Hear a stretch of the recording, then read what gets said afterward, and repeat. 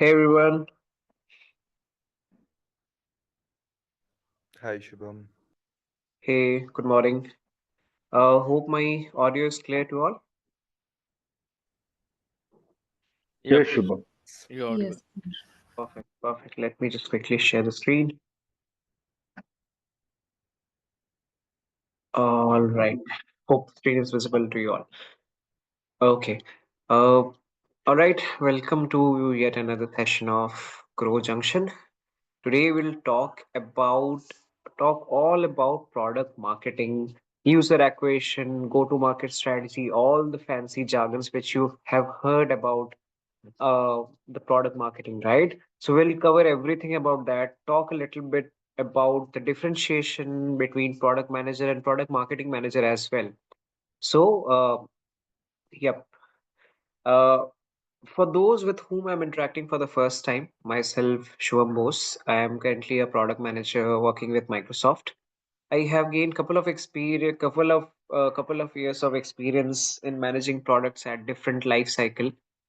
Um, And talking about my mentorship experience, I have mentored more than 300 people as of now, ranging from straight out of college freshie to people having 20 plus years of experience for the product management domain. Right. So hopefully, all these experience will be helpful to you all.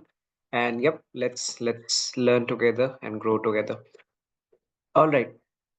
So you notice one thing when I introduced about myself, I mentioned that I have handled product uh, in the different phases of product life cycle. So what does this product life cycle mean? Can anyone just explain like whatever you feel or you know about product life cycle? I'll go.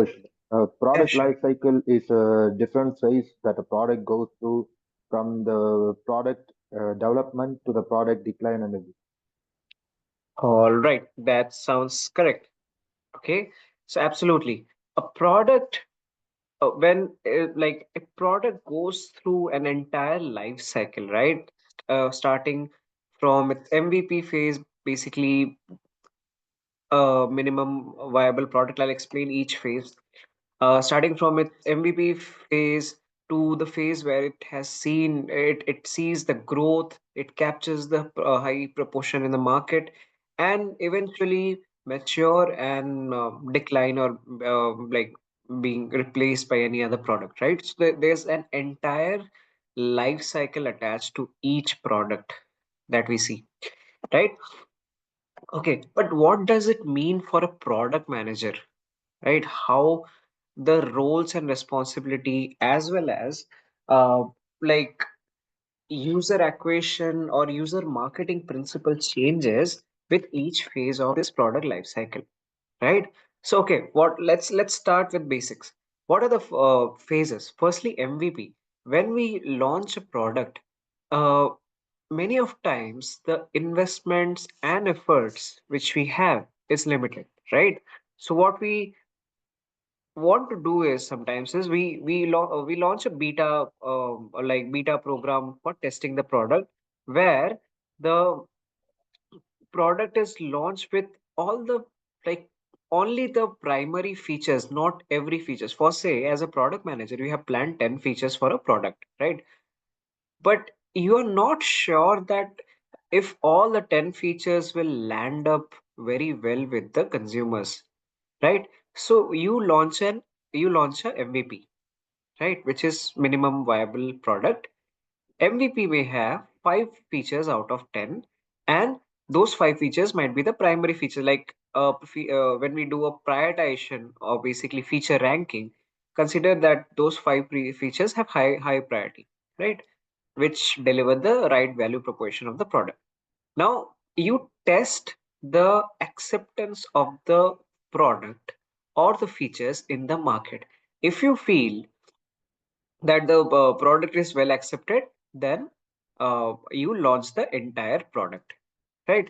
Many example we see in both in physical and digital product. For example, uh, let's talk about GeoSim. right? When Jio launched, it launched with completely like free internet and lots of other feature, free login to all Jio apps, right? Uh, but today, if we see, neither Jio SIM or Jio packages are free, neither for say the subscription to Jio apps like Jio Cinema, those are not free, and any like many other Jio apps have some sort of subscription fees as well, right?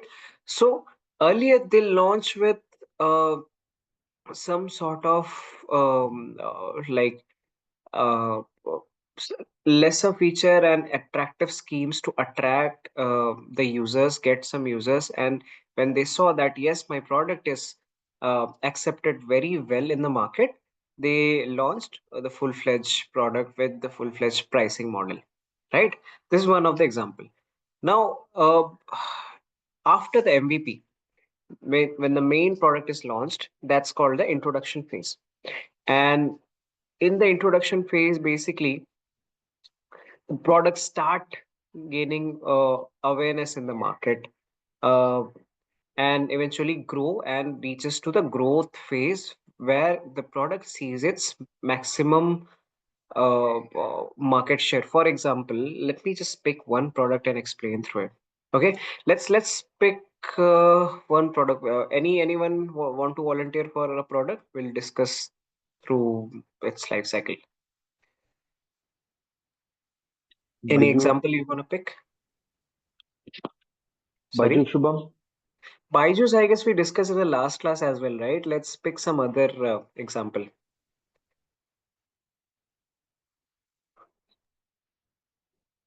Any digital product? Twitter, Oh, sorry, Twitter.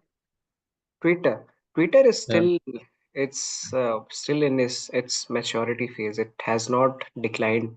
It's it has just not been declined, but people have stopped using it. I think it's at the end phase right now. it's might be, but yeah. Uh, I think hey, a sister product of Twitter, Threads, Or has else we can go with Orkut. no. Just like you mentioned Twitter, right? We Yeah, recently, just a year or 1.5 year back, saw a product called Thread, Meta Threads, right? Which was launched as a basically competition of Twitter, but eventually declined because it couldn't grow in the market. Anyone remember Meta Threads? Yes. yes, Okay, so let's take that example. Okay, so Meta launched Thread uh, to basically disrupt the small like text-based social media market, right? Uh, it was very well marketed in its MVP phase. So, okay, let's talk from product manager's point of view, how they target the marketing. Okay, so when a product is first launched in its MVP phase, it mainly targets the innovators or tech enthusiasts, right? So it very it narrows down the user base very much, right? So in the early stage, in the MVP stage, as I called out, like beta pro in the beta programs, you might have seen that those are basically voluntary programs where a very limited set of users registered to try out the product and give their feedback, right? So in the MVP phase, the product managers market the product to a very limited set of people just to get the feedback and just to check if the product will be accepted in the market. Now, when the product is launched, it is marketed to the early adopters. What do I mean by that? For example, Thread. Who do you think might be the uh, who would you think might be the best user base of the app Thread?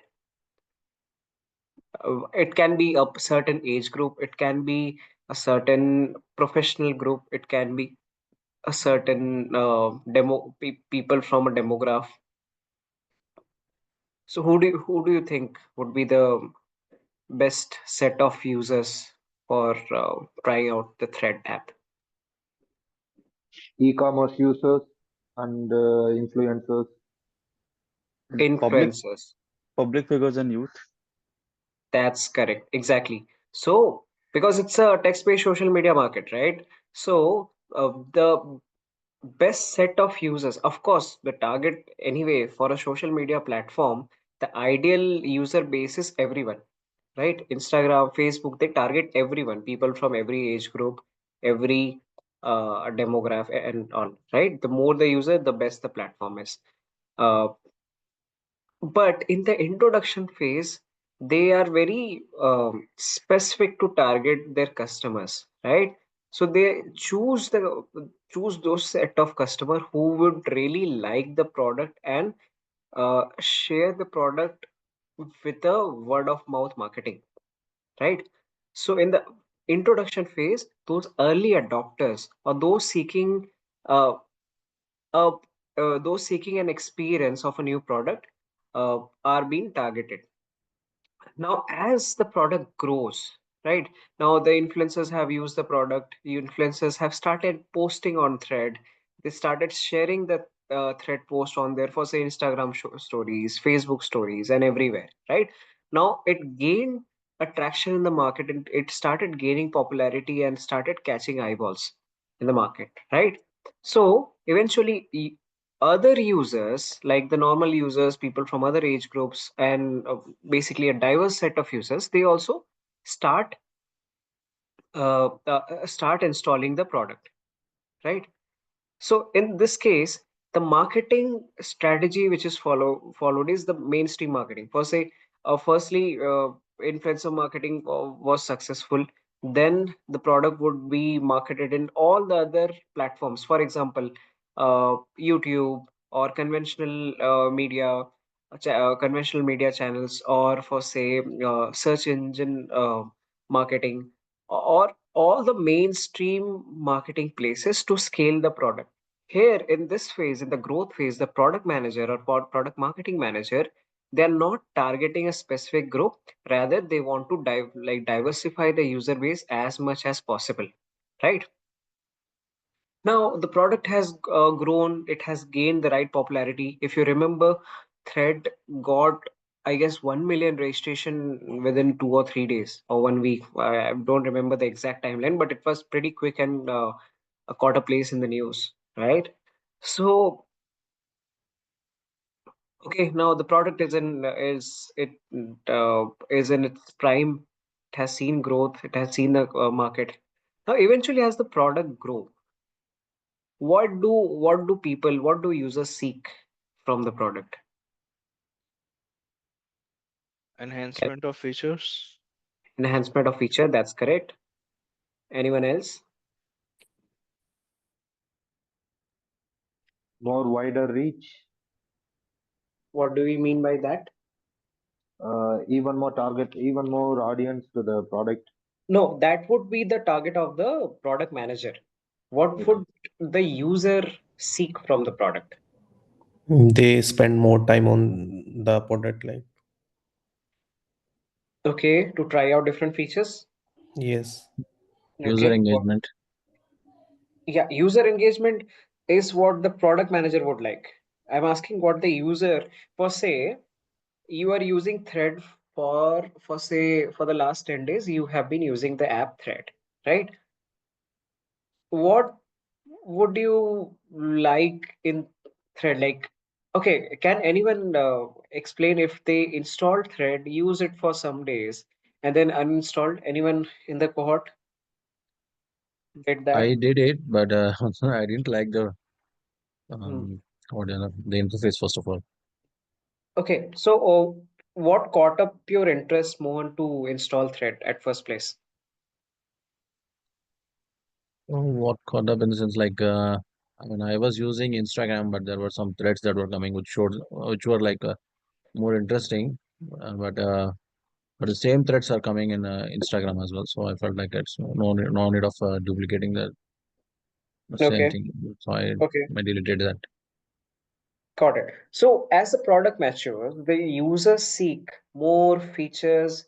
Users seek that the for which they install the app, it should continue, or should come up with new features every week or every, like, at least that interest should be carried forward, right? They don't want to get bored by using the product. You remember an app called Dunzo? I don't remember. I don't know if you have used that app. Dunzo was very popular and introduced the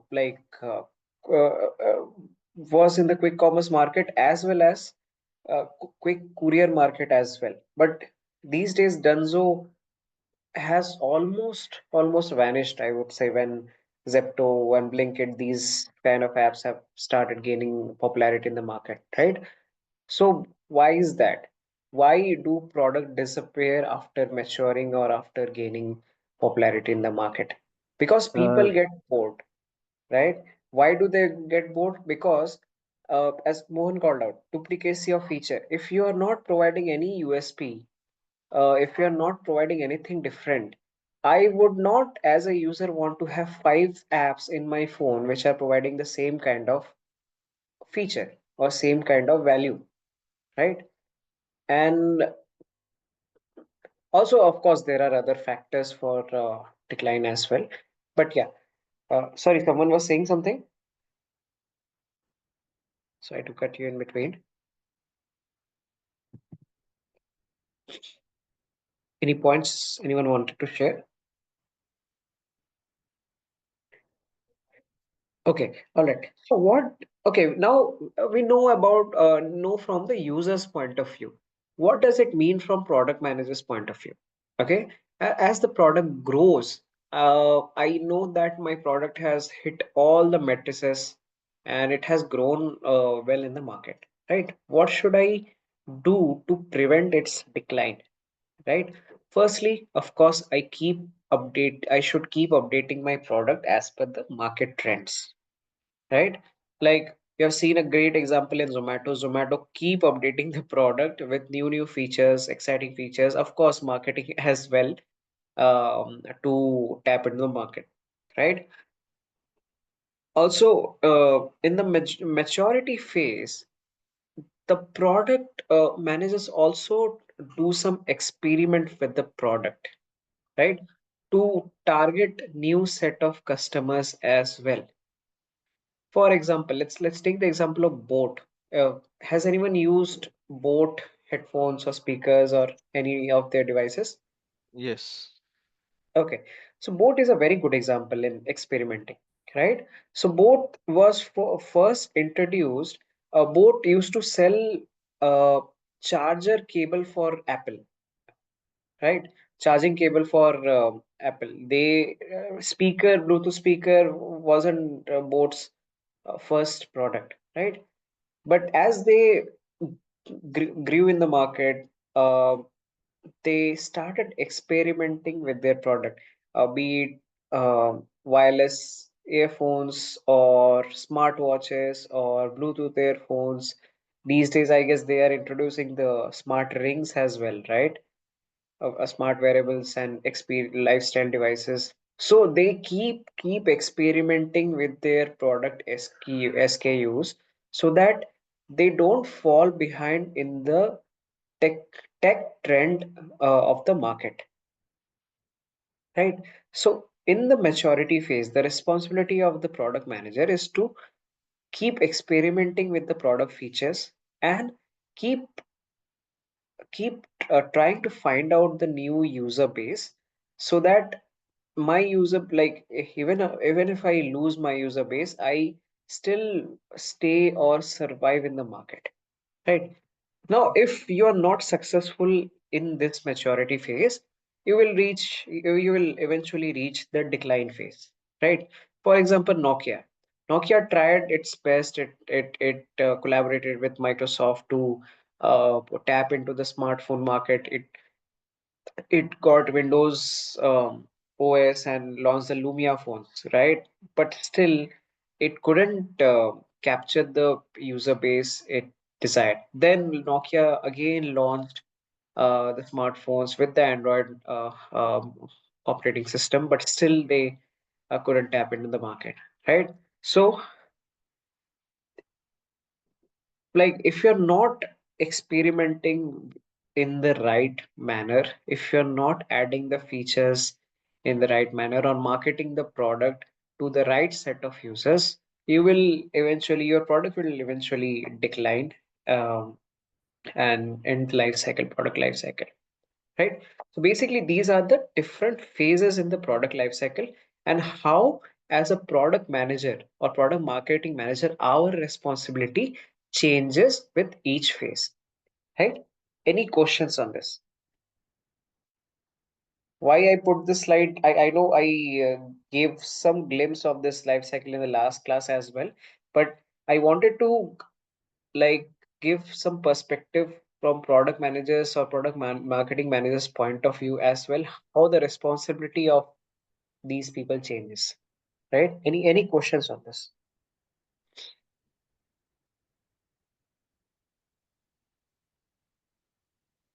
In the graph that you have made, sir, Mm-hmm. what's the gap above the introduction phase? What's the gap shows? What does that Not the define? gap, it's the phase where the product starts gaining the market. It's basically known as the chasm phase. It start gaining popularity. This is the basically point where it starts gaining popularity. Yeah. By popularity, you mean gaining Or revenue, user base. making profits, or user base? Just the user User base. base. User base. Yeah. Okay.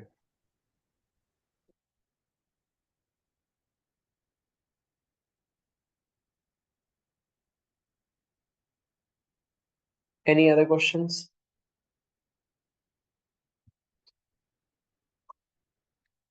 All right. Okay. Now we know the different phases. What are the different ways in the product managers try to acquire the customers, acquire the users, right? Now, these are some of the marketing concept we will talk about, and why it is important to learn the marketing concept, because in the go to market strategy, basically when the product is launched, or product is about to launch, the product manager collaborate with the marketing team to basically position the product in the right way in the market, right? So it's important for us to learn these strategies as well, so that we can collaborate better with the marketing team, right? So multiple types of customer acquisition plan.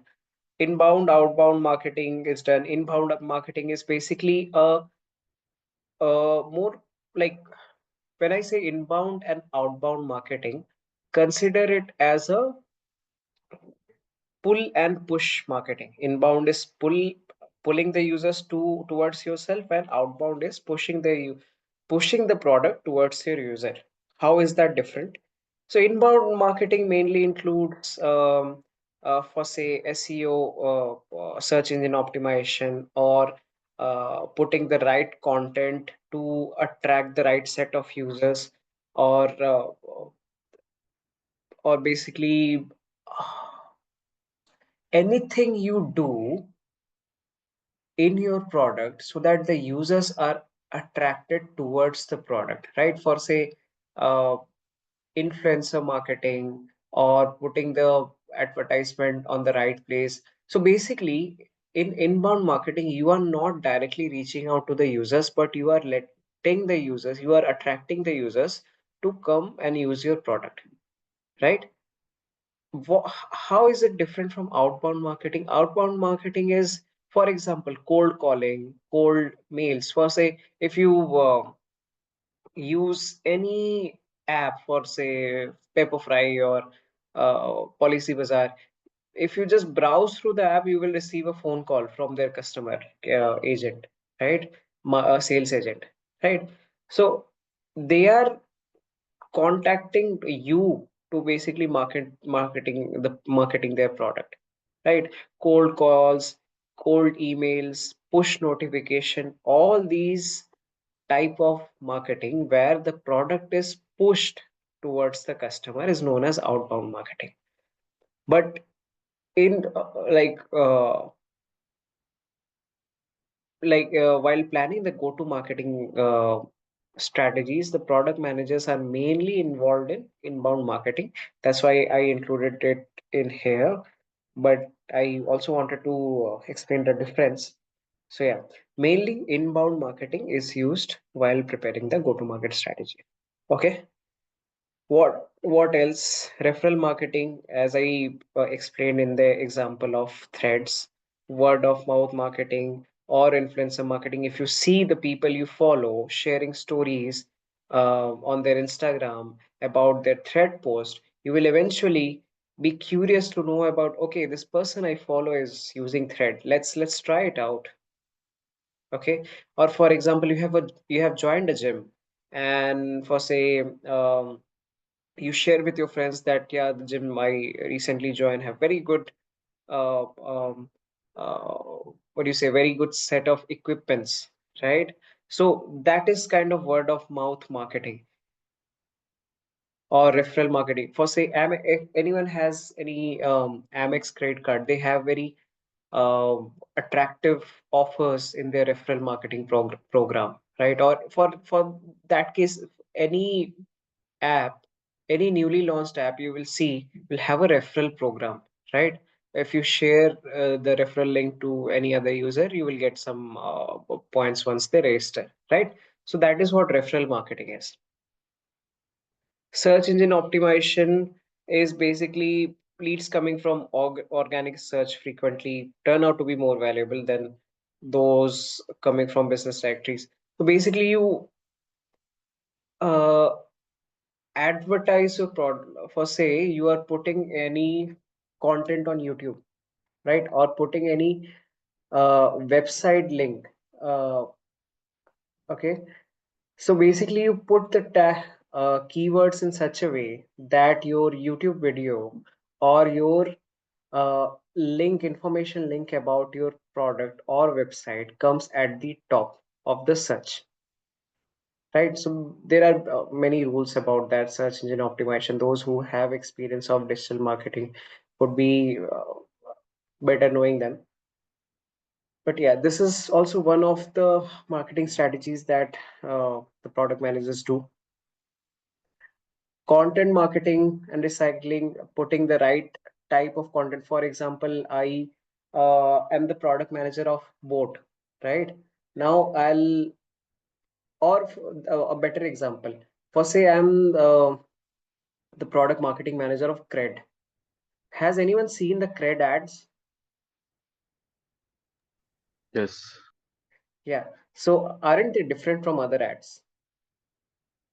And do you feel that they have any basically, if you see a typical Cred ad, there's nothing much about the product, but more focus on the content, right?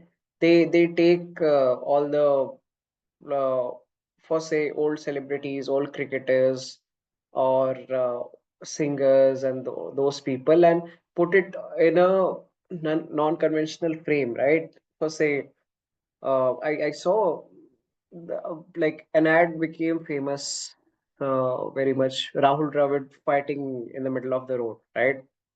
Saying Indra Nagar ka gunda hu main.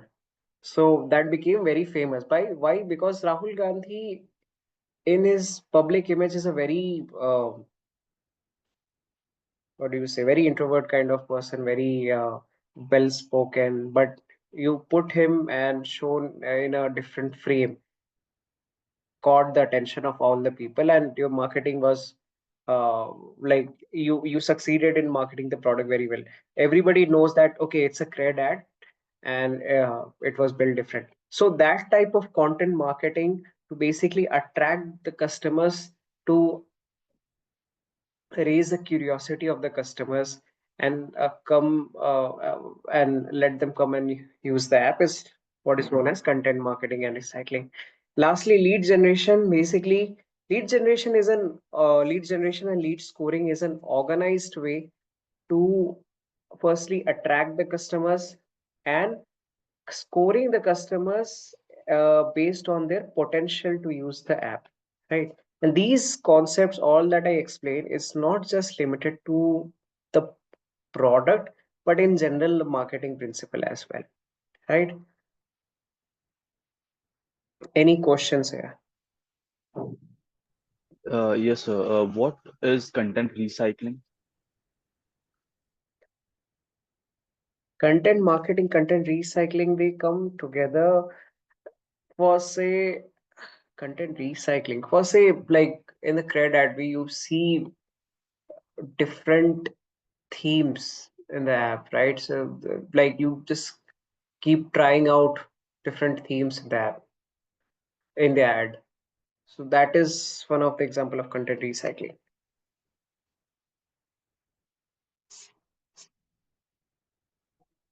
So, like using the same concept or theme for different ads. You mean to say True. that? Yes. Okay. And one more thing, sir.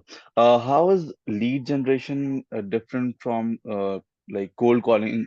It's inbound and outbound, but both of them have a same agenda to secure a lead, right? So how are they like different? So in inbound marketing or outbound marketing, that's the, sorry.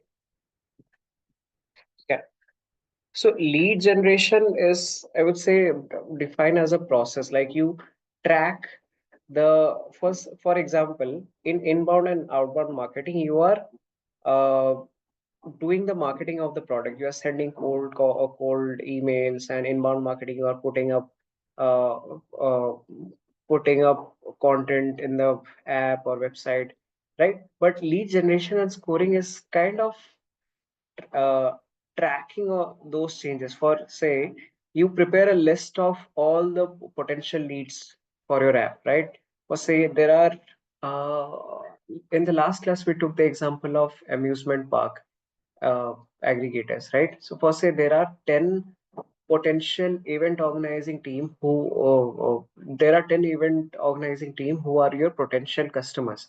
So in the lead generation and scoring thing, you basically prepare a list listing down all the 10 event organizing team, and based on their uh, potential to like subscribe to your platform or interest towards your platform, you prepare a scoring chart. So that is lead scoring. So here you are just preparing a report card, not putting any marketing methods. It's just after marketing, after doing everything, all the methods which I have explained, after doing everything, you are just like monitoring the interest of your customers. That is in lead generation and lead scoring. Make sense? Yes. So like just to add a question, like how do we, what are the matrices that we use for this scoring of leads? There can be any. I'll come to that. I have included in another slide. I'll come to that point. Sure, sure, sure. Yeah. All right. Any other questions? We good?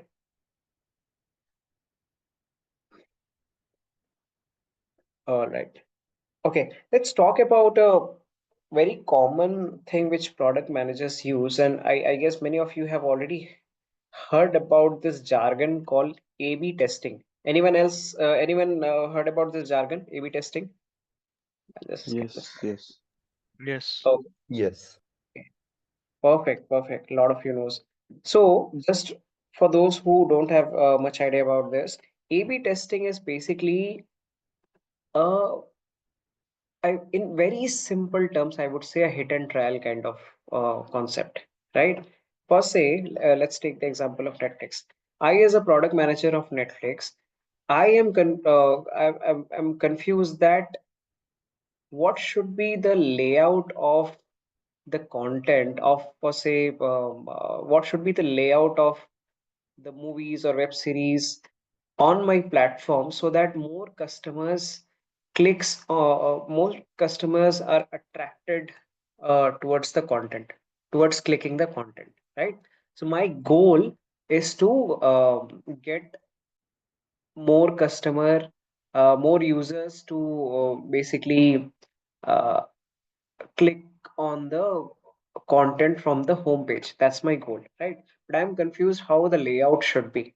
So what I would do is I would put different layouts for different set of users. For say, I take a sample of 1,000 users just randomly. For say, I just want to target the users of India, right? Now I take this sample of users for say 500 users from a certain set of people and 500 users from another set of people, right? Now for the first half, first 500 people, I put a layout where all the contents are coming up with some sort of description in the home page, right? The user don't have to click on the basically content tile to see the description, right? And for the second set of people, second half of people, I don't put any description of the content tile on the home page, right? So I'll test uh, both the user interface with the two set of people. Now I'll check the conversion rate. Conversion rate is basically how many users are clicking divided by total number of users coming to the platform, right? So for say in this case, the conversion rate of the second half, the second cohort is much higher than the first cohort, right? So I would definitely uh, conclude or infer from this result that people are more prone to clicking on the content tile if they don't have any description or basically have a minimal user interface, right? So I'll eventually put that layout in the entire Netflix app, that layout in the Netflix app for the entire set of users, right? So this is what A/B testing is all about. Simply explaining it, it's a hit and trial method, right? If as a product manager you are confused that what UI UX feature will be accepted by your users, you just take a sample, divide it into two, and like try like uh, put different features for each of the cohort and just test it out. Okay, any questions on this? Uh, yes, sir. Yeah. Is A/B testing mainly used for improving the UI UX only, or are there any other use cases for this? There are other use cases. See, mainly UI UX, I would say yes, but other use cases as well. For say,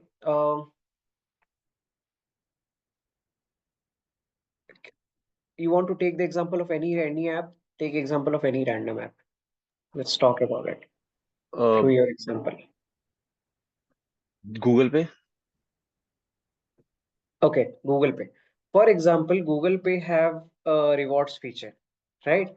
Now they have for 100 people, they are giving rewards in cashback for say 1 rupees, 2 rupees, or anything, right? Now the second set of people, they are giving rewards in form of coupons, right? For Yes. say any discount of Flipkart, Amazon, Redbus, or any like any other partner platform coupons, right? So they will see what is attracting more set of users, like where's the conversion rate high. Okay, so whatever be the result, they will adapt that particular thing. So here they are not only testing the UI UX but the features as well, but the value they are providing the users as well, right? So we will take any other example. Any other example as in product? Yep, Uh, any other product example. I just trying to explain the horizon of A/B testing. Instagram? Instagram. Instagram. Okay. Instagram is mainly focused on UI UX, I would say. Exactly, yeah. Yeah. Yeah. Swiggy can be one example I've recently encountered. wherein they are offering two different types of discounts, and then they are, I guess, testing out like which type of discount coupon True, people are getting more attracted to. true, true, true. Yep, Swiggy is one good example. Swiggy, Zomato, they keep trying this, keep doing this A/B testing. So anything, the strategies even can be tested using the A/B testing method. True. Okay. Uh, I can give one example. Like, when I was working with, uh, sorry, with, with an airlines company, so they were Mm-hmm. trying out two different types of UI. Like one was given to the Asian market, one was given to the US market. So they were trying to understand like how easy is the customer is able to navigate and all that. So they were True. trying two different screens. So based on that, they were able to decide like which one was better interface. Correct. So the crux point is A/B testing is not only limited to UI UX, but for say feature, Yeah, uh, how fast they will be they will be able to navigate, yeah, how fast they're able to book the tickets, and is it user friendly? Like the only concept that they were trying to figure out is like, I mean, what you say is like, I mean, the look and feel approach. Like when you look it, you should be able to feel it, not like you should be true. going into a stage like where you will be thinking like, okay, where should I go next? So that's what they were targeting at that time. Yep, absolutely. Okay, we good on this concept? Yes. Perfect, perfect. Okay, let's talk more about how to retain our customer. Now we know that, okay, we have acquired a certain set of customers, but how to retain them, right? So, of course, like many companies do, and just a caveat, all these like don't worry that if a product manager will have to learn all the marketing concepts as well, right? All these things the product manager do in collaboration with the marketing team, just like they collaborate with engineers, just like the product manager collaborate with designers.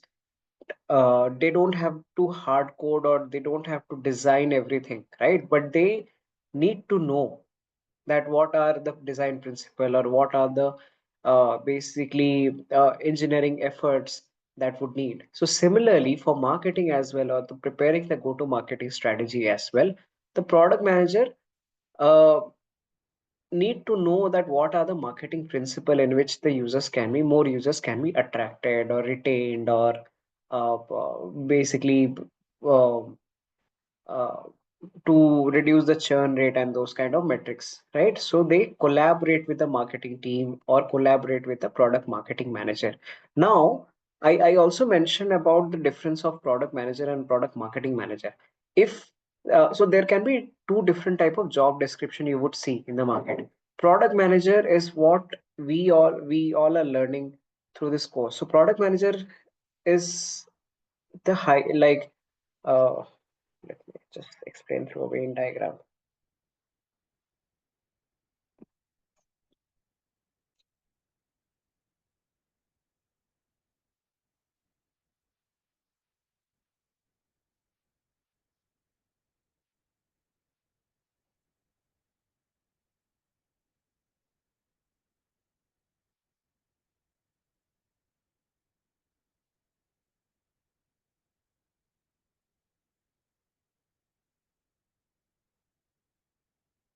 To consider that product manager falls in this bubble, whereas product marketing manager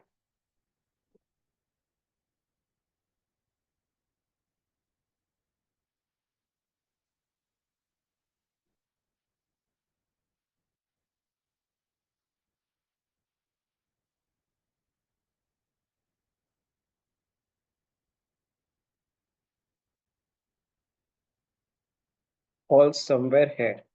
Okay. So if you see a job description calling out for product marketing manager, it means that they will mainly be involved in the go-to-market strategy of the product, like whatever comes after launching the product, right? Whatever concepts we are talking about.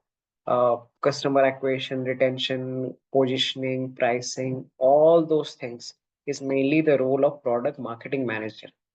But it is important for the product managers to know all these concepts because at some point of time they collaborate with the PMM as well. Okay, all right, back to the concepts. Okay, customer retention plan. Now we have acquired the customers. What are the different ways we can retain the customers to retain the users or customer to keep using the app or product, right? So, of course, first point would be to give engaging resources. Like we took the example of thread, right? If you are not like keeping up with the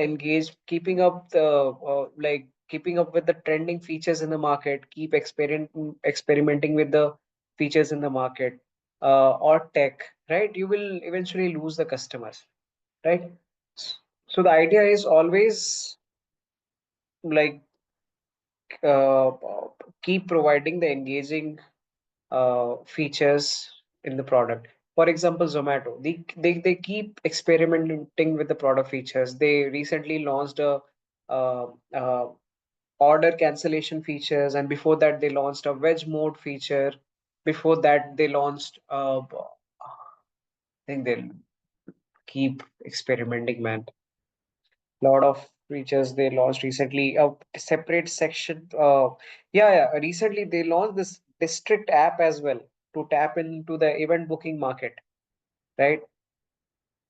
So basically, the idea is even after you have launched the product, even after you have seen your growth phase and gained a good set of users you were targeting, you should keep giving the users engaging resources, right?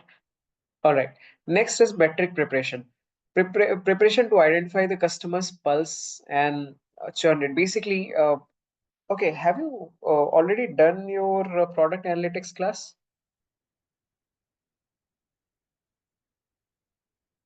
Product analytics, product metrics, is it already completed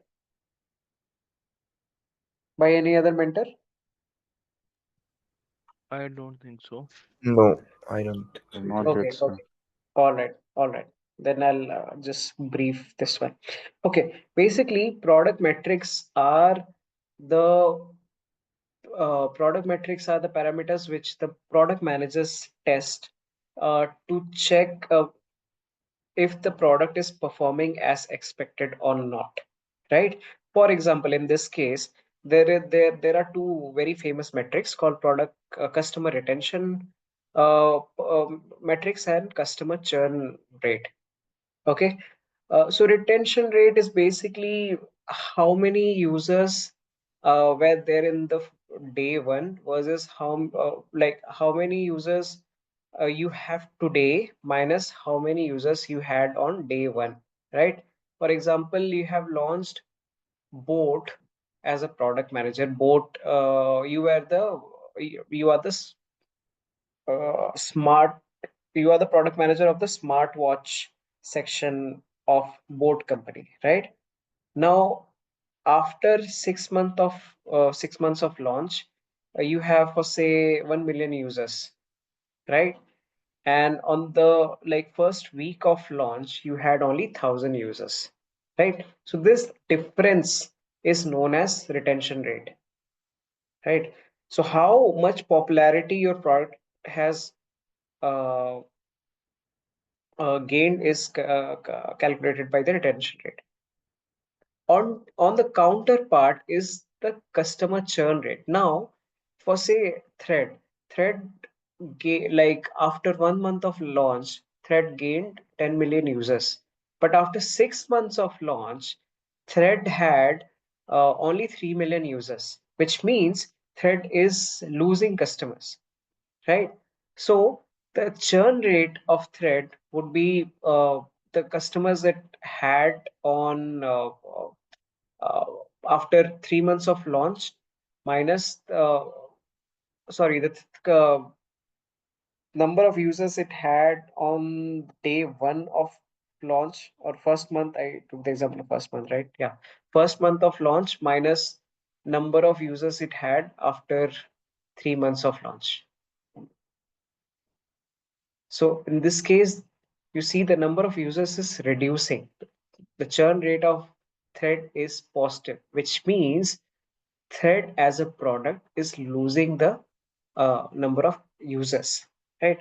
So basically, the plan is to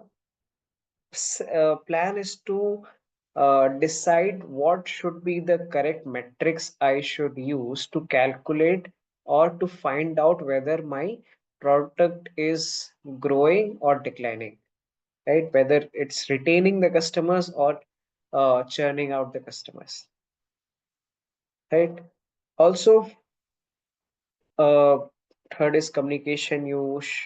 Like, no matter, even if you have gain a good amount of users, you should stop advertising. You should stop proactively like strategizing to uh, basically spread the word about your product, right? So communicate effectively as much as you can, even if your product is in growth phase. Uh, for example, Boat, although they have gained the market, but they still focus on brand partnership or influencer marketing. They still keep advertising about their product, right? So that is one way to retain the customer. Otherwise, your competitors, like new competition will be launched in the market, and then it's very like easy to capture the user base from the market if you as a player is not active at all, right? And better customer service. Very good example would be Ola, right? Ola, they gained popularity when they launched their electric two-wheelers, right? But eventually, their popularity declined or caught up controversy when most of their products, like people started complaining about bad customer service of their product, right? So it is, and Ola, if you see the current figures they have I was just seeing the financial statement of Ola, they have lost almost 50% of customers of their electric two-wheelers, right? So if you don't keep up with better customer service, you will eventually lose your users or the customers. Lastly, build trust. You have to build trust with social proof. Uh, for example, all the Tata products. Tata, you will see more advertisement about the safety of Tata cars than the feature of the Tata cars. Okay, so with like time, Tata products have always proved to be an epitome of trust, trustworthy product, right? And that's why their products or their companies have been uh, in the market since, I would say, many decades, right? Be it Tata Steel or Motor or Titan or the uh, Taj Hotels, or basically the IHCL hotel group, right? So these are the retention plan concept which the product manager collaborating with the product marketing manager follows to keep up with the user base. Okay, any questions on this? Um, yes, so one question.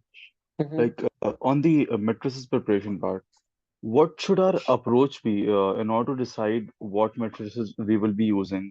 Uh, does it depend on the product launch, or does it are they the same similar type of framework matrices that they use in all the situations? What Okay, actually, this is why I actually asked this question. We have a complete dedicated session on this, Aditya. And okay, but I'll try to explain it brief. Product metrics, the decision to choose the right metrics varies from phase to phase, varies from product to product. Okay, for example, in the first phase of launch of both product. For say in the first phase of launch of Thread, uh, the metrics which the product managers would be focusing on might be the daily active users, DAU, right? But eventually, as the app grew, the metrics might have changed on, for say, NPS score, Net Promoter Score. Net Promoter Score Okay. is basically how often the users are recommending the app to other users, right? But after Mhm. some time, the metrics might have changed to, for say, CSAT, right? Or customer lifetime value, right? How many Okay. users are subscribing to the content, right? Mhm. So like the crux point is metrics, the right set of metrics or the North Star metrics, they keep change with the phase of the product. What is important uh, from retention point of view is keep tracking the product retention metrics and product churn rate, right? Okay. Okay. Yeah.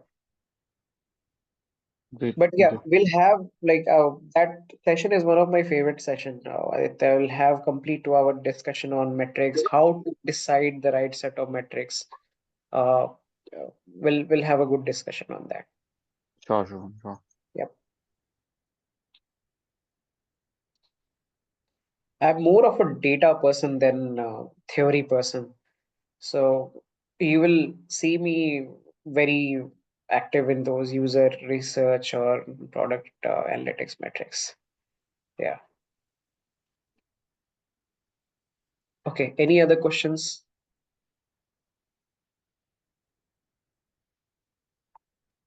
Okay.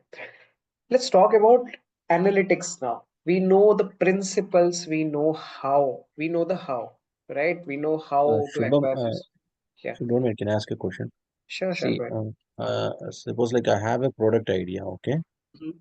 So if I want to take some survey before to understand like what will be the acceptance of that product, okay? Like it's an app that I'm thinking of, okay, Mhm. for example. Then how do I go ahead and what should I do like for that? When Survey, I want to take a survey, then got it. So there are, see, firstly depends on the the scale of launch.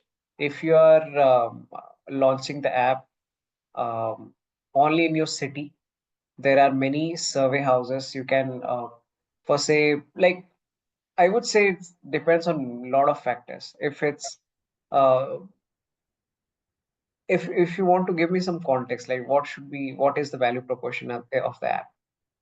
Because the it's factors basically change with that. it's basically targeted towards the airlines travels. Airlines travels. All right. Um, So I my presumption is it won't be limited to a city, rather right, a region or the country, right? right. Okay. So there are many, just to give you a direct solution, there are many survey houses, right, uh, who have sample set of people, focus group, and they will help you like basically the user research third party. When I was doing some, I did a startup and took help of the third party user research company. So they will give you the sample set of users, but basically they have focus group defined 1,000 2,000 users spreading across the country, of different age group, different working status, and they can help you with the survey. Otherwise, practically saying, it's little difficult for us. See, I can say you can use Google Form, spread out the forms to college students or survey forms, like the basically small startups do. But though those methods are more successful if the scale of launch is less, right? But you're targeting a like countrywide population, so you have to target a very large sample group. So I would say, just to give you a direct solution, contacting those third party user research organizations would really help you. Otherwise, for small scale startup, if for say I'm launching some app which would connect with all the local restaurants, then I would just like do area-wise survey forms, spread out area-wise survey forms or spread out survey forms in the college, right? So, for example, if I want to do a like an area-wise survey, in this case, Mm, mm, like say, like I want to do a survey in a city, particular city. Okay, mm, so and I assume that these users like they are not online right now. Okay, and mm. I don't have any ways to reach them, so I'll have to go there and collect the data. So should I be filling Area-wise a survey, form, or questionnaire, and then go and visit them? Is that how I have to see, go? area-wise survey, usually like what we did is area-wise surveys for say there are major colleges in your city, right? You target Mhm. anyone from that college, make them the college ambassador, and spread out the survey form, right? Similarly, Yeah. if there are for say gated societies in your city, right? Mm-hmm. Target Mm-hmm. the society secretary, make them the product ambassador, and spread out your survey forms. If you are for say targeting all the restaurants, you want restaurants as the customer, you have to connect to their commerce union and make one person as POC and spread the survey forms. This is how usually the local startups they spread out. I mean, anyone if anyone has any experience, of course they can add more points. But yeah, this is how the local startups. When we were in MBA, we were doing some local startup projects, right? Uh, Mm-hmm. so this is how we basically did our survey.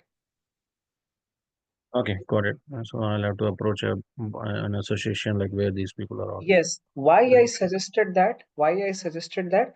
Because your user base is gonna be high, right? My presumption is you might not be thinking to target users from one city, but a bigger user base, right? For that to get survey or response from a large set of user, you can just take help from the agencies. Okay, understood. Thank you. All right. Yep. Okay, let's talk about the analytics now. We know the principle of acquisition, we know the principle of retention. What are the different analytics, or simply just to answer Aditya your question, the metrics which are used to check the retention or acquisition, right? So, why are people messaging on Saturday as well? Okay, so percentage of customer like bounce rate, click-through rate, customer churn rate, lifetime value. These are jargons you will hear mostly in the market or uh, as a product manager in preparing the go-to-market strategy, right? So for say bounce rate, percentage of customer visiting the website for more than 10 seconds, right?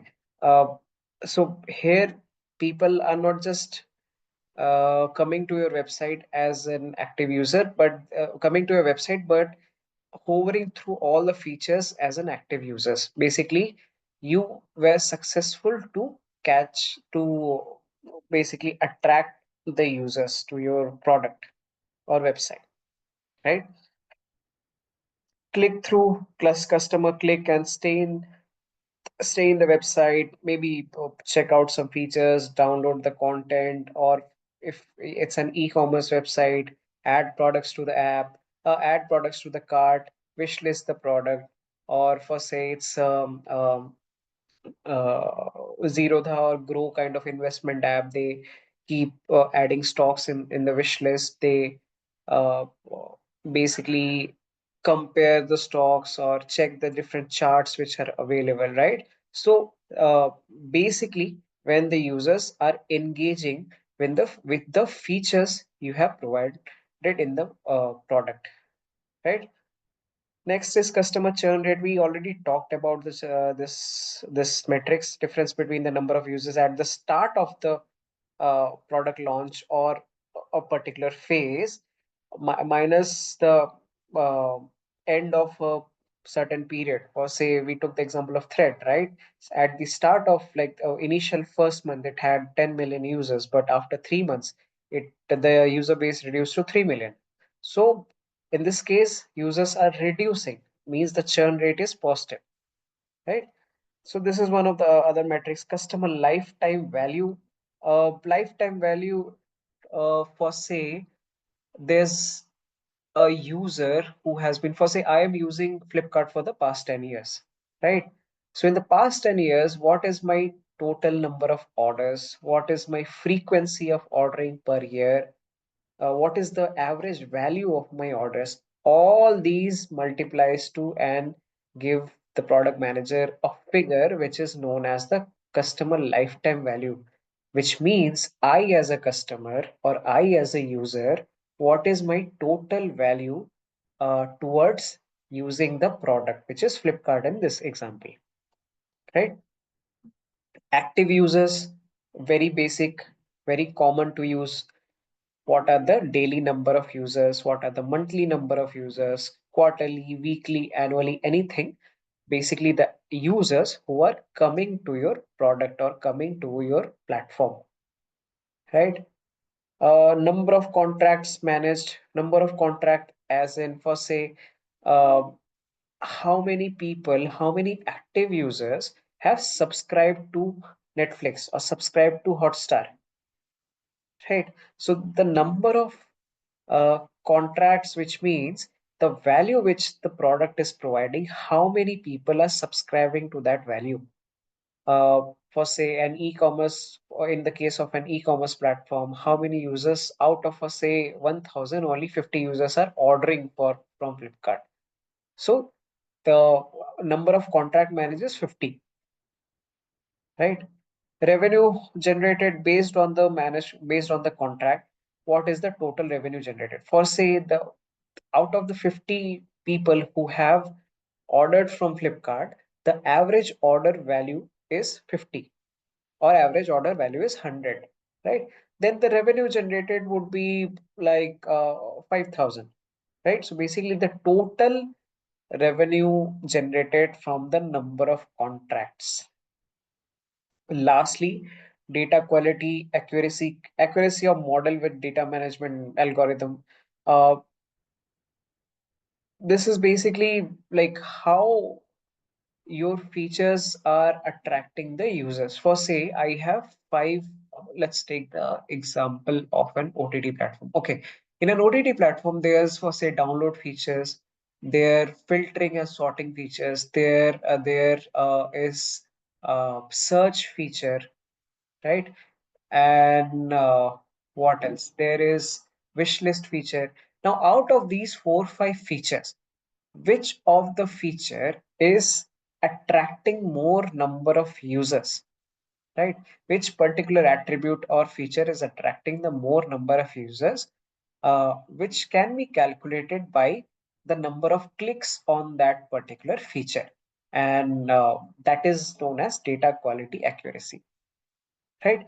So all these metrics are some of the example how a product manager or product marketing manager calculates or understand whether I am able to acquire or retain my user base or not, right?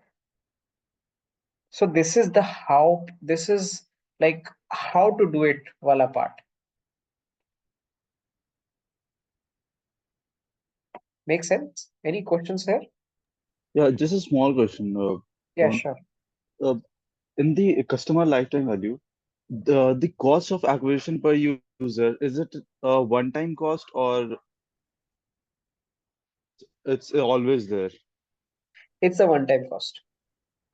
So how do you, but revenue isn't a one-time number. It will change with time, right? So how do you do that?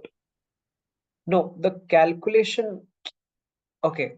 The calculation is done one time. Customer acquisition cost for say, what is the cost to acquire the customer, which means what was the market, for example, how much did I spend on marketing? What is customer acquisition cost? Basically, a customer acquisition cost, the formula is total cost of marketing, sorry, total number of users acquired divided by total cost of sales and marketing, right? That this is the formula of customer acquisition cost. Now, it is for the first time, if I'm able to acquire the customer, by doing some marketing. That is known as the customer acquisition cost. Now, to retain the customer, of course, I'll have to keep doing the marketing, keep that's not usually included in the customer acquisition cost, but retention cost. So both are different thing. When you say customer acquisition cost, yes, it's a one-time cost. It's done in the start to acquire the customer for the first time. Customer, the next is customer retention cost, which is the basically for say in content creation, inbound marketing, anything you are doing, all the retention principles we learn about, basically any of these you are doing to retain the customer and keep let the customer using the keep using the app. So in case I am providing any kind of discount or freebies, so that will be under acquisition Retention or cost. retention? Retention. Retention, Okay. yes.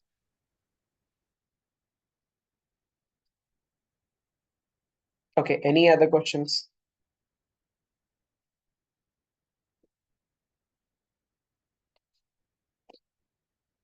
All right. Now let's talk about the go-to-market strategy. Okay. So basically, I'll try to define it with the five C principles of marketing. Right. First is when you launch a product. Okay. You try to know the market. Uh, okay. Have you done your user research class? Yes, sir. Okay. Yes. My presumption is you have learned about market research or industry research, right? Before launching a product, you try to learn about the market, that who are the big players, who are the basically the competition, how much is their market share, what are the value proposition they are providing, right? What is the USP? For example, I am launching an e-commerce platform. Who are the big players in this case? Flipkart, Amazon, Myntra, uh, what else? Snapdeal, right? So I know these are the big players, the market shares are different, the USPs, the values which they are providing are different, right? How should I how should I position myself in the market? Okay. So first C is to analyze the competition before going to the market, right? Second thing, analyze the customers before going to the market, right? So for say boat first targeted the um, uh, user base for Bluetooth speaker.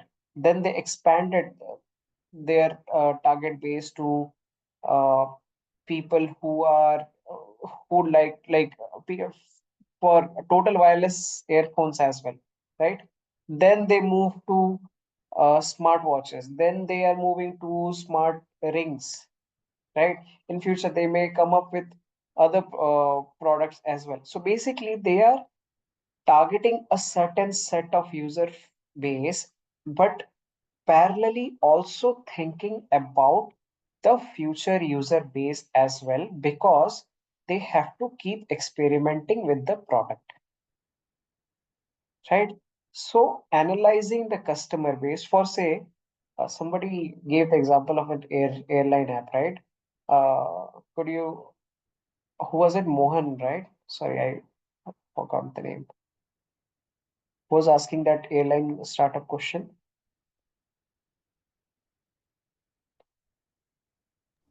It was Mohan, I guess. Yes.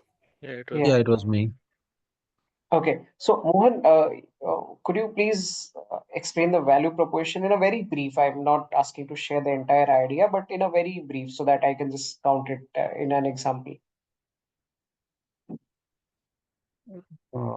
Sorry, can you explain like what do you mean by brief? Could you explain the value proposition of your startup in a very brief manner? I'm not asking to share the entire idea, but in a Mm-hmm. brief manner so that we can relate with that example.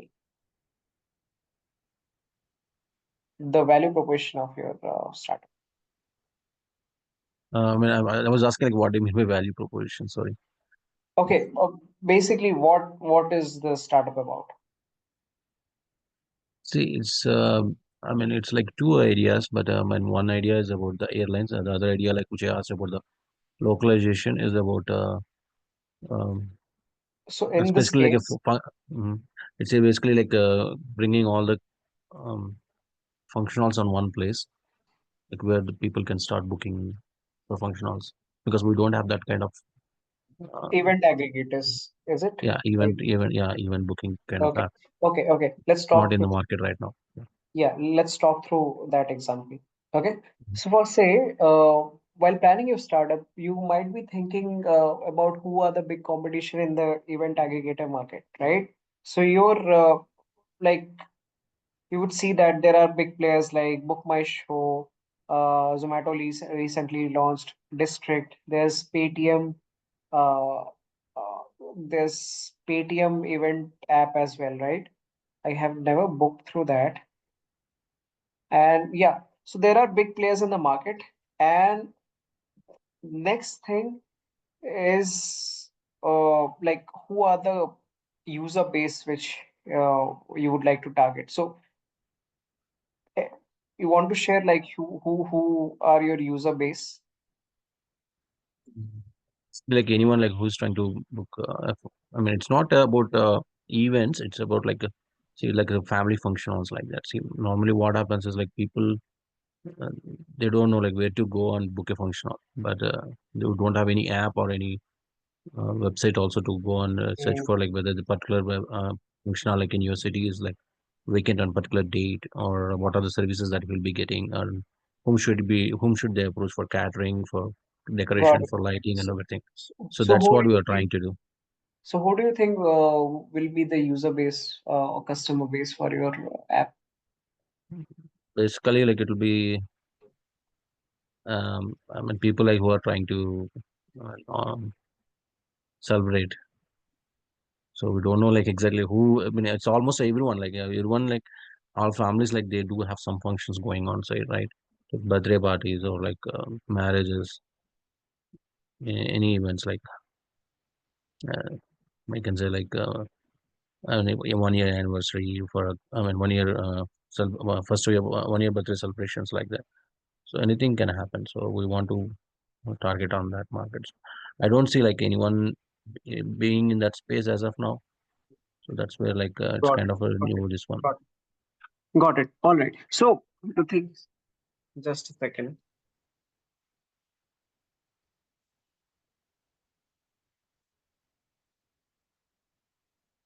Book My Show is kind of like it's where like you can go ahead and book your tickets for the show, but I mean for the movies and all, but not like this, right?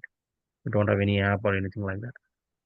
So we Got want to it. bring everyone on online, like the catering people, anyone. So once So you is it actually, something like party planners, Mohan, or like how it is?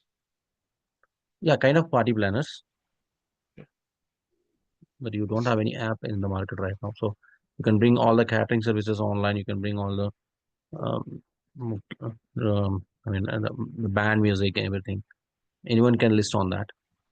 And the customer, basically, the customer, what he has to do is just go select a functional or something like that, and just, I mean, select like, okay, I want this catering services, and just check like once the prices are listed there, they will be able to like know like what is the total cost that they're going to pay for the party. Okay. That sounds great, Mohan. So basically, I was trying to just explain through a live example, through a recent example, so that Yeah, there is no market like that. So when you said like there might be a big player, I was thinking about that only. yeah. Then There's not a yeah. player So now in the basically, market like that.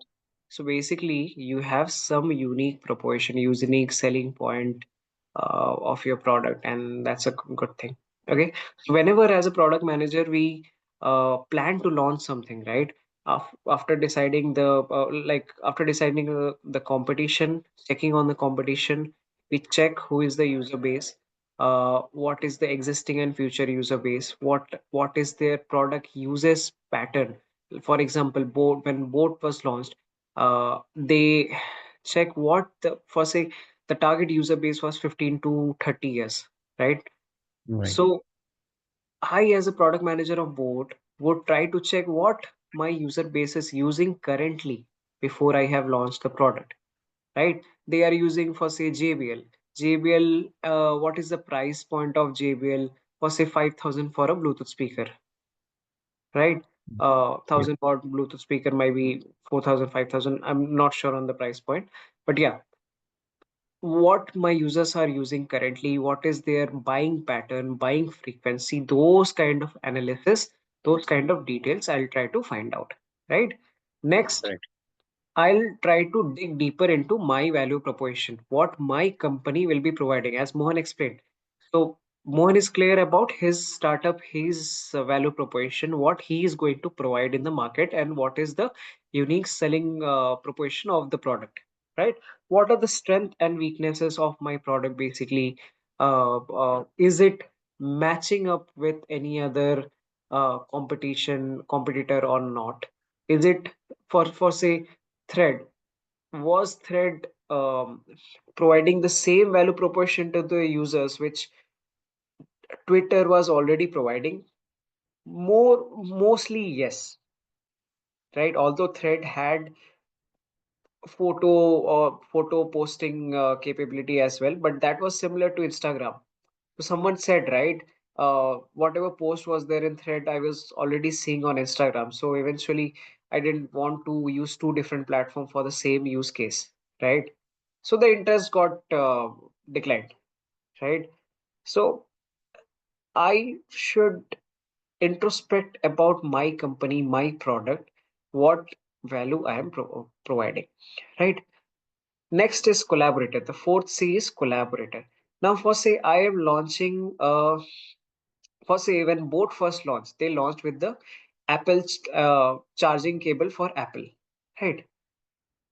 But would they be able to launch the charging cable if Apple was not there in the market?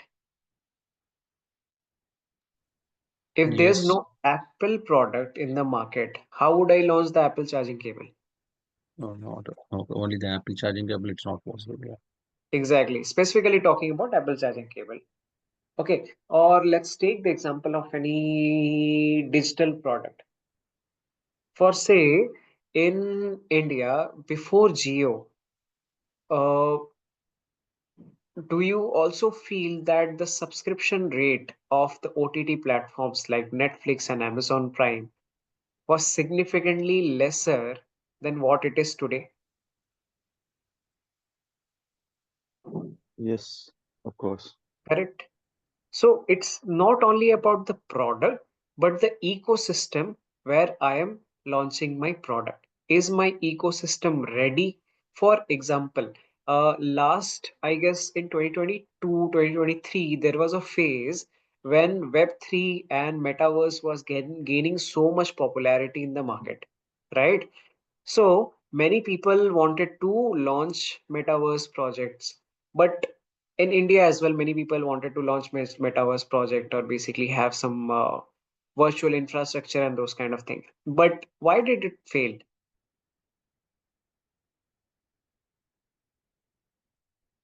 People are not ready, not Because exposed Not much. people, not people. The ecosystem was not ready, right? In a country where the average internet speed is 2 Mbps, 3 Mbps, like of course there are in big cities there are Wi-Fi, but if I take the average of the entire demograph, it I don't think it will be more than 5 Mbps, 10 Mbps, right? And whereas metaverse to work fully functional like at its full potential, it needs at least 100 Mbps speed, right? So would a metaverse based product be successful in this kind of ecosystem? Of course not, right? So as a product manager, it is important to analyze if the ecosystem is ready to support my product, right? Basically, first is ecosystem, and next is, do I need to collaborate with any other product? Right. Now, collaboration do not only means direct collaboration, right? For example, when you launch the Apple charging cable, you're not directly collaborating with Apple. You're not officially becoming the like cable partner for Apple. But is your product dependent on something, some other product? that you check, that you have to analyze. Is the ecosystem ready, and is there a dependency on other product as well, right? So this is what comes in the collaborator part, right? Lastly, climate. Climate basically includes the political, economical, and regulation based uh, uh, environment of the country or the place where you are launching the product. For example, uh, okay, I just want to take an example, but it won't. Shubham, I think recently there's an example like in Bangalore, they are allowing co-living. Like Sorry. when in Bangalore, they now allow like co-living, like where a unmarried person and unmarried lady Co-living, also yeah, can live. Yeah, that's but already there in the in Bangalore and it's in the Hyderabad. market, but it's not. I mean, it's not. I mean, it's not popular in many cities, right? Like it's not. Yeah, true, true, true. Yeah, I was trying to give an example, something on that front only. So, can I ask a question about collaborators? See, for Sure. the app that I talked about, so we are actually trying to get in talks with Mm, the matrimonial websites. So where okay. like if they come through matrimonial, so they'll be getting some discounts. Yep. So so that's an example. Can I cite that as That an example is for collaboration? yes. True. Yes. Yes. Okay. So anything which works as a catalyst for your product. For example, in this case, in your case, matrimonial site may work as a catalyst and increase the number of your user base. So you can collaborate with the matrimonial sites. But to answer the question, that is it dependent on matrimonial site No, to? it's not dependent. No, it's not. Correct. So Yeah. yes, there are two different things on that. So when I explained through the boat example, is it dependent on the Apple product? Yes, it is dependent on the Apple product. Without Apple product, you can't launch the charger cable. But um, in your example, it's not dependent on like the matrimonial sites. So one more situational question. In situations like this where the your product is not there in the market, like on very less competitors are there in the market. In Hmm. that, what is more important, your minimum viable product or the marketing part or the raising awareness of your product? What is more important? It's subjective. See, minimum viable product, that concept is based on totally on your your need for experimentation. If you are confident on your product features, if you're confident on your value proposition, you can directly launch in the market. But if you want to test it out because you have limited resources, because you don't want to go all in, right? So in that case only, minimum viable product uh, is opted for. What was your next other question?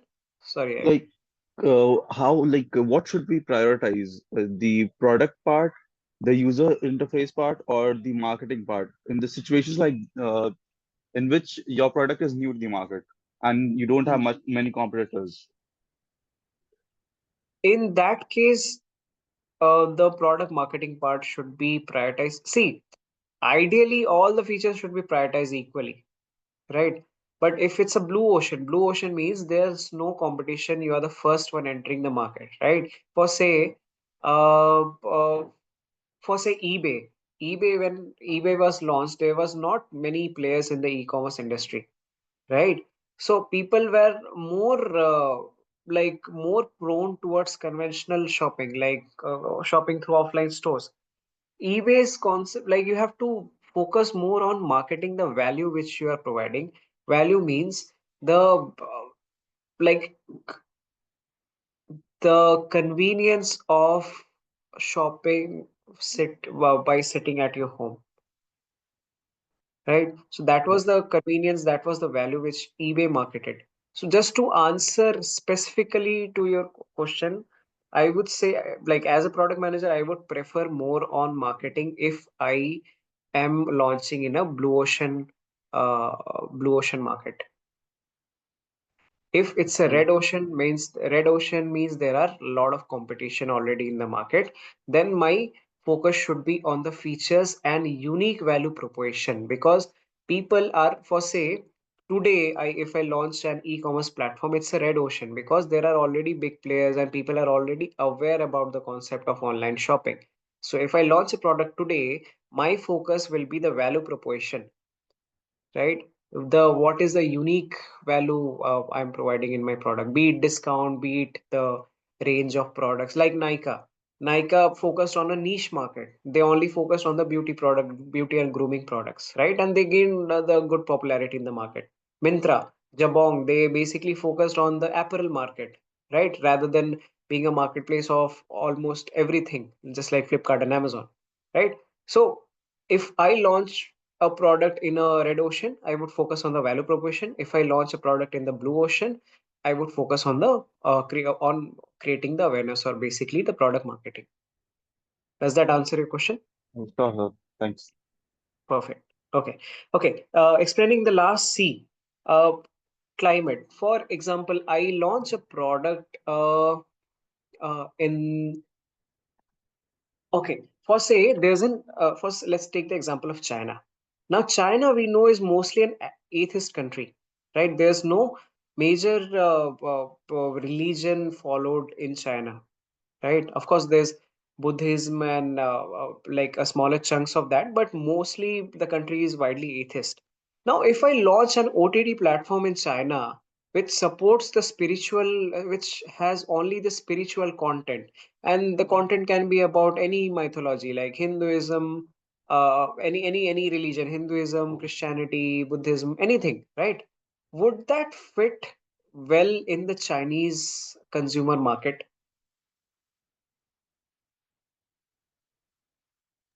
No, ideally not. Ideally not. Why? Because politically and ideologically, the consumer market is not like do not usually support that kind of content. If I am not believer of anything, why would I like to watch the content of I like, of course, there are people who would like to watch, right? There are always that smaller chunk of people, but my target is not to, my aim is not to target only 1,000 people. My aim is to target millions of users, right? So that particular type of product won't fit in the Chinese market, right?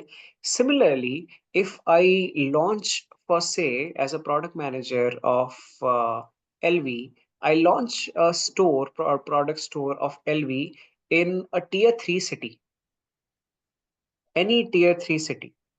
Would that fit to the economical condition of my user base of the local population?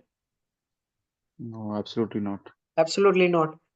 Right. If for say, you might have seen that the subscription rate of Netflix is different in different countries. In India, it starts right from 199, but in other countries, it's ranges like there are even $200 packs as like packages as well, right? Even higher than that. So it varies country to country based on the economic condition. Now, if I launch a subscription package of 5,000 rupees, would the people subscribe to that? No. Of Very course not. less number of people. Very less number of people, right? Of course not. But is my target lesser number of people? No. My target should be that more and more users should be subscribing to my product. So that is how the climate is basically the political condition, economical condition, regulatory condition. Now, regulation for say I launch for say a product on sexual wellness in India, right? Would it really fly in the market? Typically, no, No. right? Yeah, because the regulations, the censorship do not support that kind of promotion, right? So, this is how the climate affects the product launch or product thinking. But if I plan to, for say, launch any such product in the US market or European market, relatively it will fly better. There will be customer who would like to adopt it. right? Okay, so this is how the 5 C's of marketing are important while devising the go-to-market strategy of a product. And simply as a product manager or a product marketing manager, when we plan for launch of a product, we should keep in mind of the competition, customer, company, collaborators, and climate. Make sense? Are we good? Any questions here?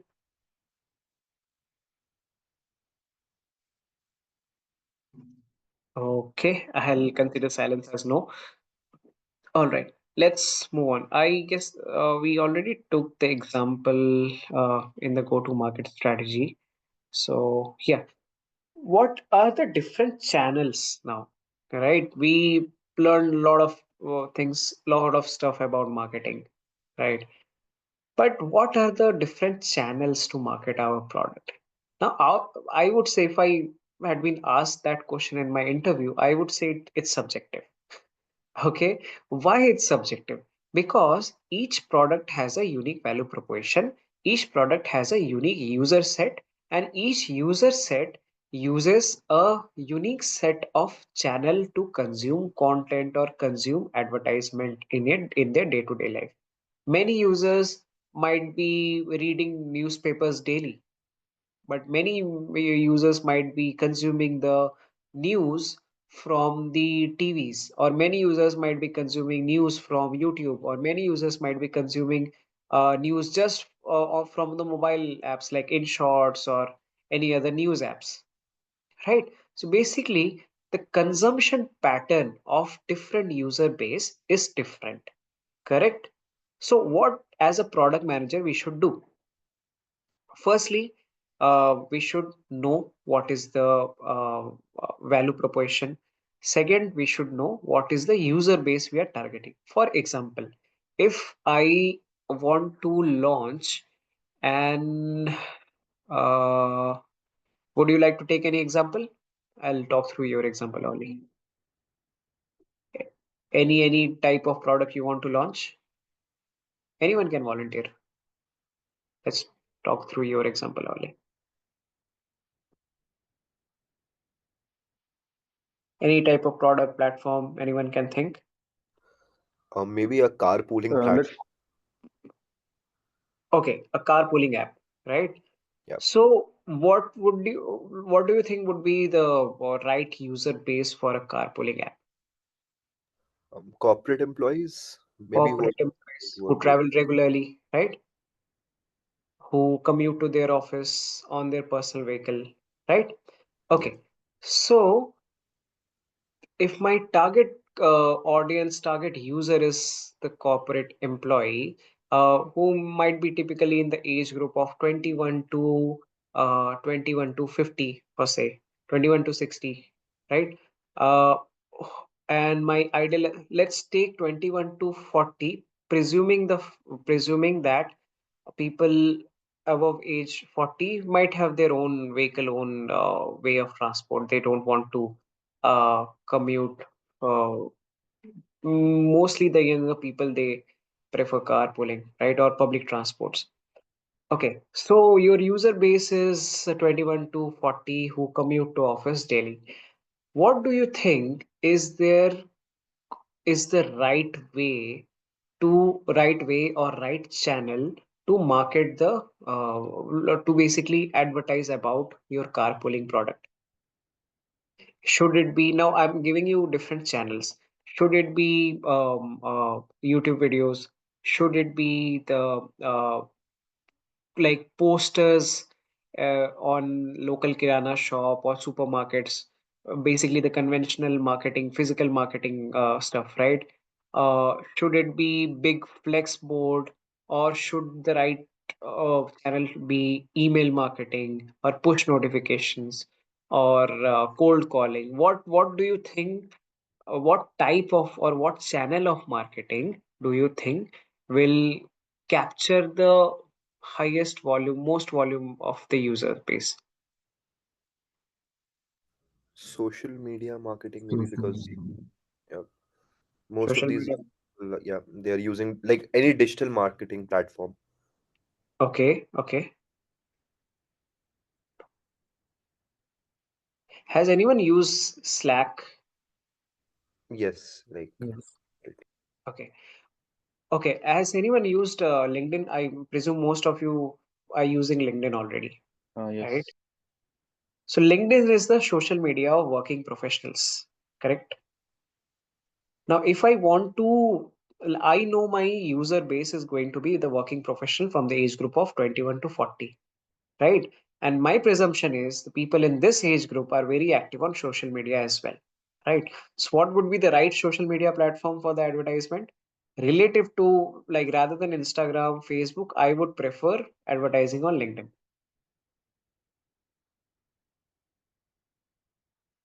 right?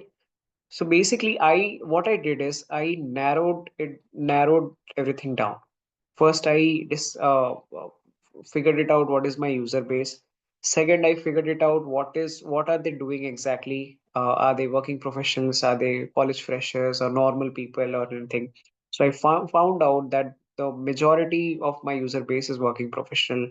Then I narrowed down from the large set of marketing channels, what are the different options available for advertisement of my product. Then I narrowed it down further to the specific type of channel, like even within social media, which particular social media I should advertise more. Right now, I can also choose to advertise through multiple channels. Of course, if there's a big company, you can advertise in multiple channels. But in this example, or in my case, I am a new startup, new like product manager of a new company, right? So uh, I might be having limited funds for product marketing, right? So it's important for me to understand or narrow it down to understand what is the best way to market my product if I have only one way, one channel to choose, right? That's why this narrowed down approach is used for product market for deciding the right engagement channel of the user. Make sense? Any other example you want to take, or we are good with the concept?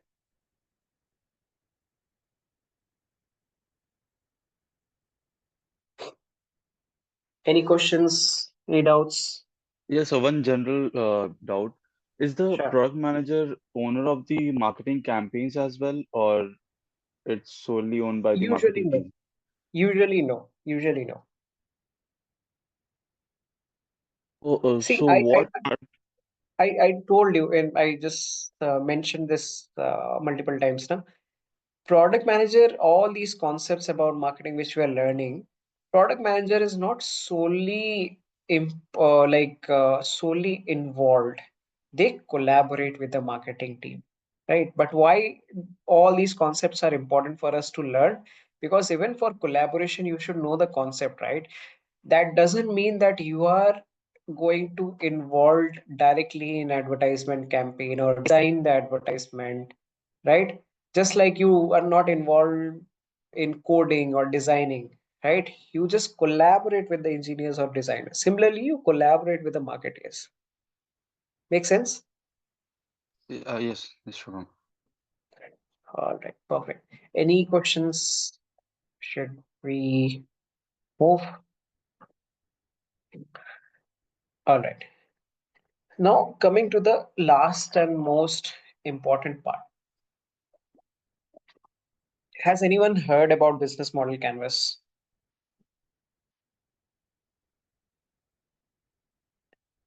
Mostly. Anyone? Okay, perfect. It would be okay. This is a very important thing.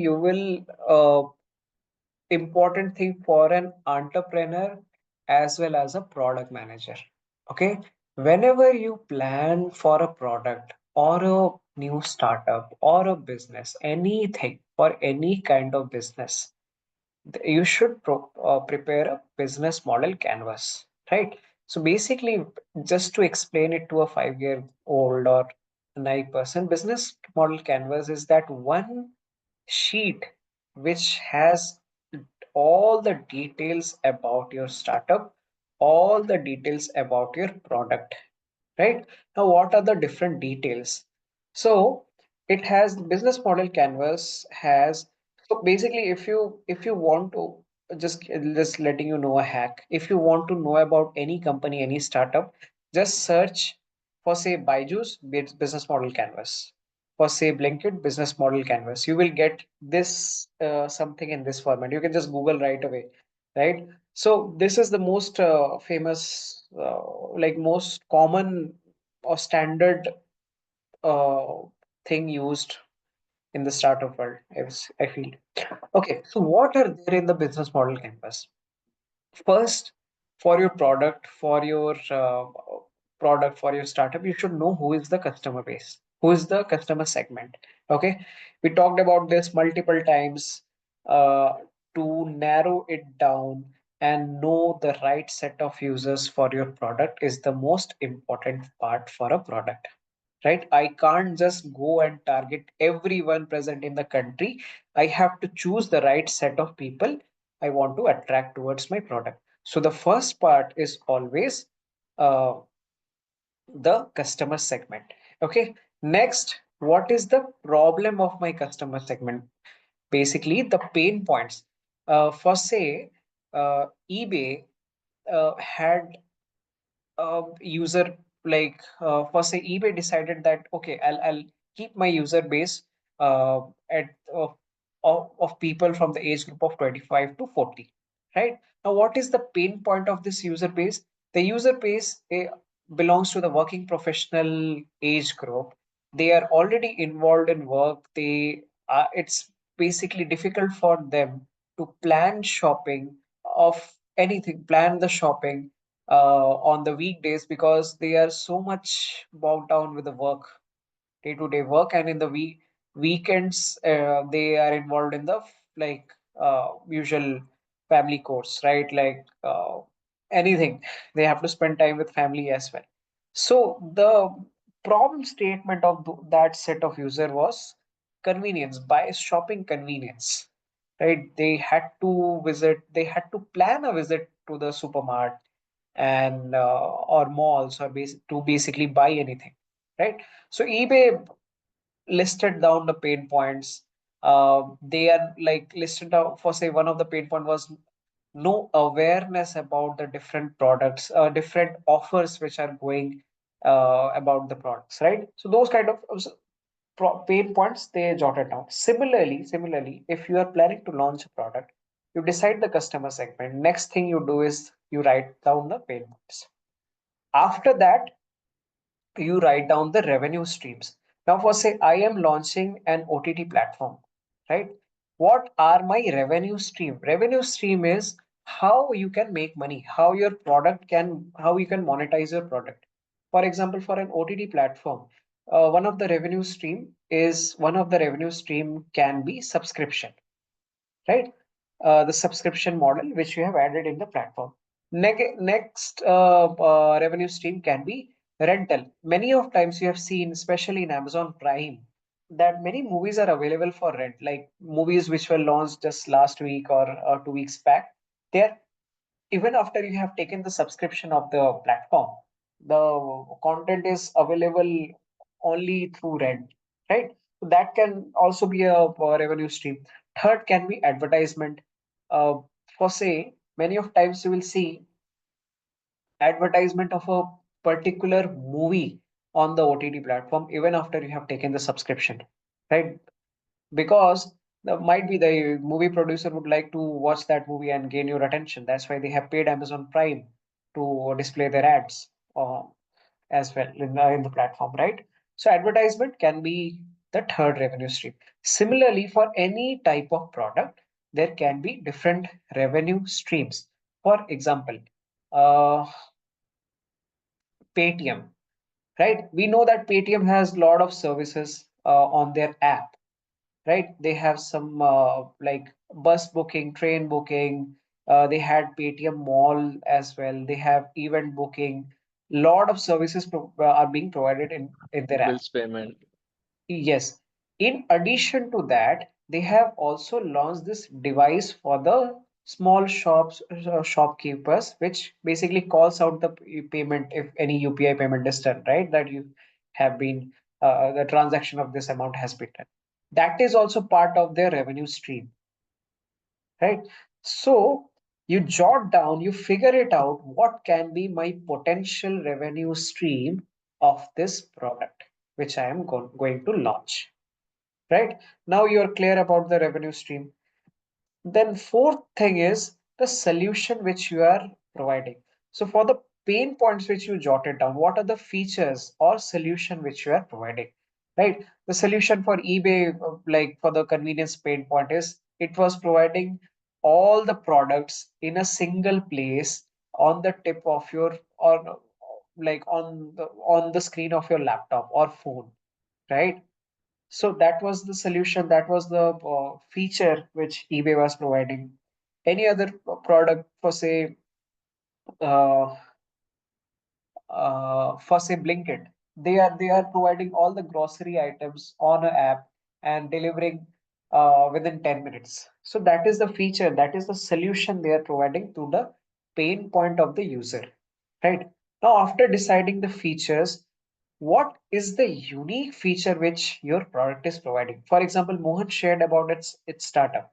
Earlier, I was confused that okay, is it matching up with Book My Show or District or other event promotion, event aggregators? But no, Mohan's application, Mohan's startup, Mohan's product has its unique value proposition, right? Which basically differentiate it from the other player in the market, right? So, as a product manager, as a startup entrepreneur, you should then decide, okay, out of these 5, 10 features which I'm providing, what is going to be my unique selling point, which my competitors do not have. Okay. Now, after listing down the value proposition, next are the channels which we just talked about in the previous slide. What are the different marketing channels through which we can promote our product? For example, Vishal took the example of the carpooling app. I know what are the features which I'm going to provide in the carpooling app. Next, how am I going to promote it? So we figured it out that LinkedIn would be the best promoting channel for my carpooling app, right? So that's how you decide the channel.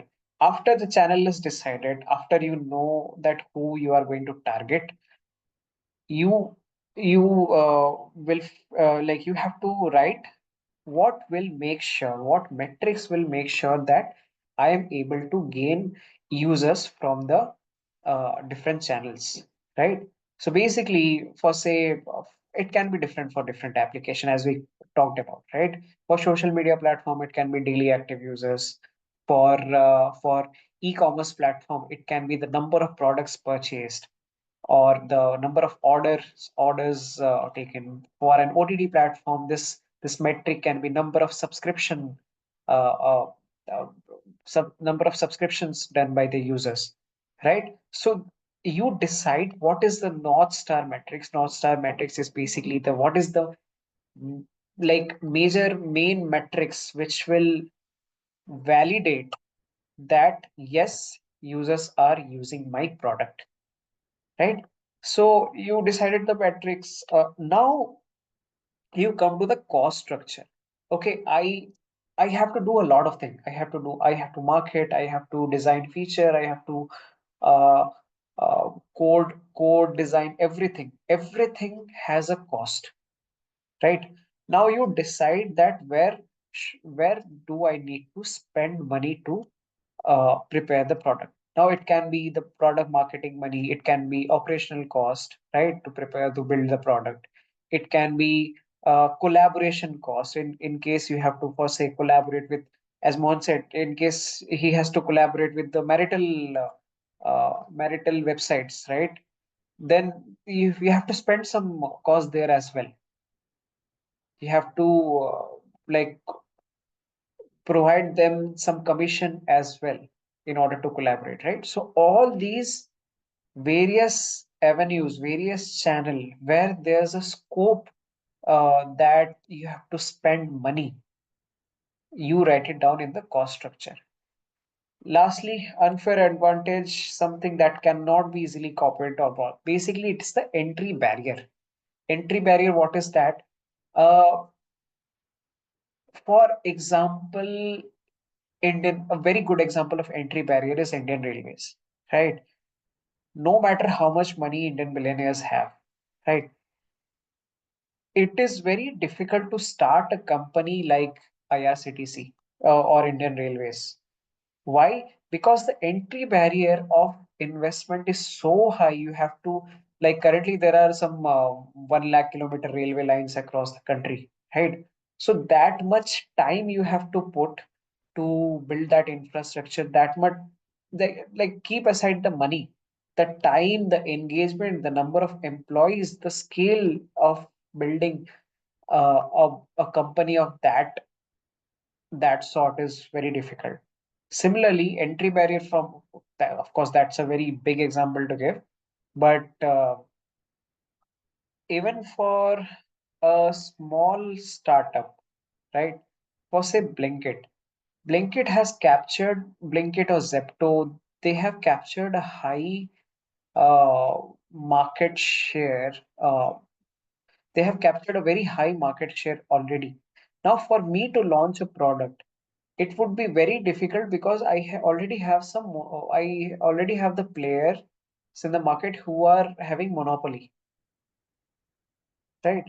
So are you as a product, like, is your business or is your product going to have an unfair advantage which will increase the entry barrier for other players or other competitors in the future? For example, Geo, they had an unfair advantage of very less rates of, for say, let's less very uh, affordable range of consumer plans, right, relative to the other competitions. Like at that time, there was Tata Docomo, Vodafone Idea, a separate company. There were other ASL and many other players that time, but all the players are just vanished now. Why? Because Geo had an unfair advantage of giving the internet for free, giving the internet for a very, like, 1 rupee per GB kind of cost, right?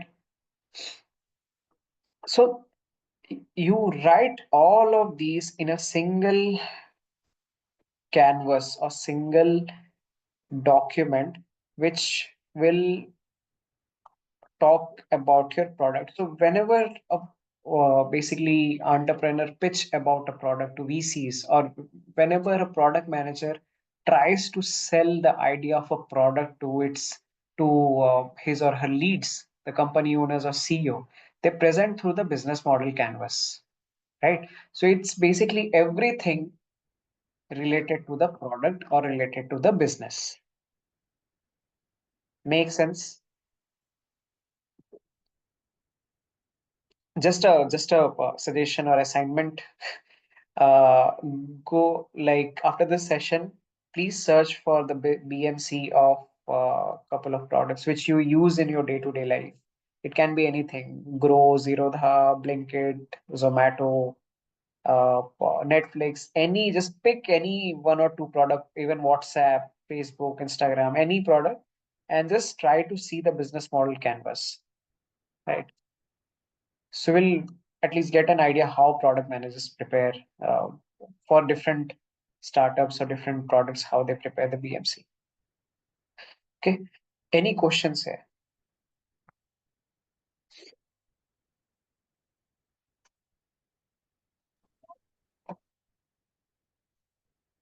We good?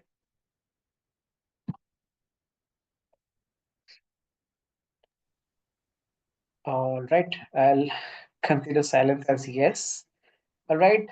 Then that was all about it uh, for today's session. Thank you so much for your attention. Thank you so much for interacting throughout. Uh, yep. We'll meet again in another session. Till then, enjoy your weekend. Thank you so much. Thank you, Shubham. Thank you, Thank you, Shubham. sir. You too. Bye bye. Thank you, Shubham. Thank Bye. you, Shubham. Thank you.